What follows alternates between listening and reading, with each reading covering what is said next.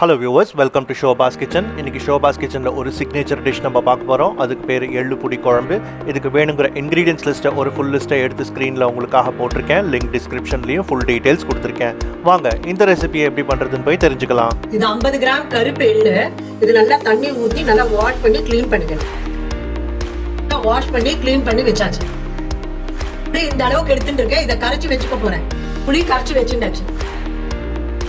சின்ன சைஸ் பாவக்காய் கொஞ்சம் நீளமா நறுக்கி வச்சிருக்கேன். இந்த மாதிரி உங்களுக்கு வேணுங்கிற அளவுக்கு நீங்க போட்டுக்கலாம். 2 பச்சை மிளகாய் நடுவுல கீத்தி வச்சுட்டு இருக்கேன். வெல்லம் 2 ஸ்பூன்ல இருந்து 3 டேபிள் ஸ்பூன் பொடிச்சு வச்சுக்கணும். இது கிளீன் பண்ண எள்ளு இந்த வாளியில போட்டு நல்லா வறுக்கணும்.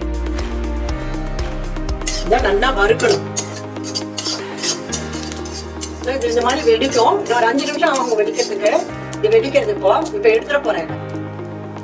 இது மிக்சிக்கு ட்ரான்ஸ்ஃபர் பண்ணிருக்கேன். இது நல்லா ஆறின அப்புறமா பொடிக்கணும். அதை எள்ள பொடிச்சாச்சு. இது ரொம்ப பொடிக்க கூடாது. ரொம்ப பொடிச்சா எண்ணெய் மாதிரி கொஞ்சம் வெளியில வரும்.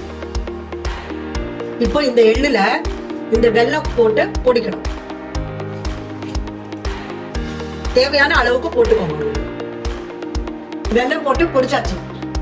இந்த அடுப்புல பாண்டியை வச்சிருக்கேன். இதுல 2 டீஸ்பூன் எண்ணெய் விடுறேன்.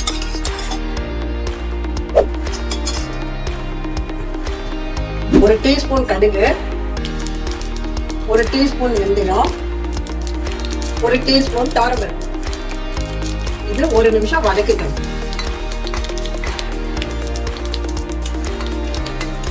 இது கொஞ்சம் செவந்தெடுத்து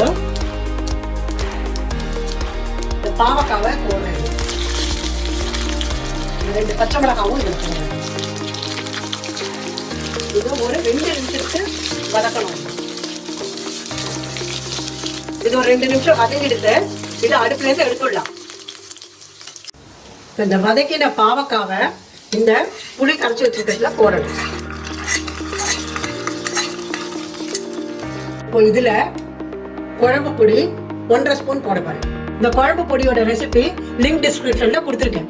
அடுப்புல வச்சிருக்கேன். இப்ப இது தேவையான அளவு உப்பு போடணும். தேவையான அளவு உப்பு போடுறேன். கொஞ்சோண்டு கருவேப்பிலை போடுறேன். இது 5ல இருந்து 8 நிமிஷம் வரைக்கும் கொதிக்கணும். இது பச்சை வாசனை போற அளவுக்கு கொதிச்சா போதும். இது நல்லா கொதிச்சுடுத்து. இப்ப பொடிச்சு வச்சிருக்கிற எள்ளு பொடிய இப்ப இதுல போட போறேன். இதுல நான் 3 ஸ்பூன் போட்டிருக்கேன். தேவையான 4 ஸ்பூன் போட்டுக்கலாம். இத கொஞ்சம் நல்லா கலரி விட்டுக்கலாம். இது ஒரு கொதி வந்தா போறோம், இறக்கிடலாம். இது நல்லா கொதிச்சுடுத்து. இப்ப இறக்கிடலாம். கண்டெய்னருக்கு ட்ரான்ஸ்ஃபர் பண்ணிருக்கேன். நீங்க வீட்ல ட்ரை பண்ணிட்டு எப்படி வந்திருக்குன்னு சொல்லுங்க.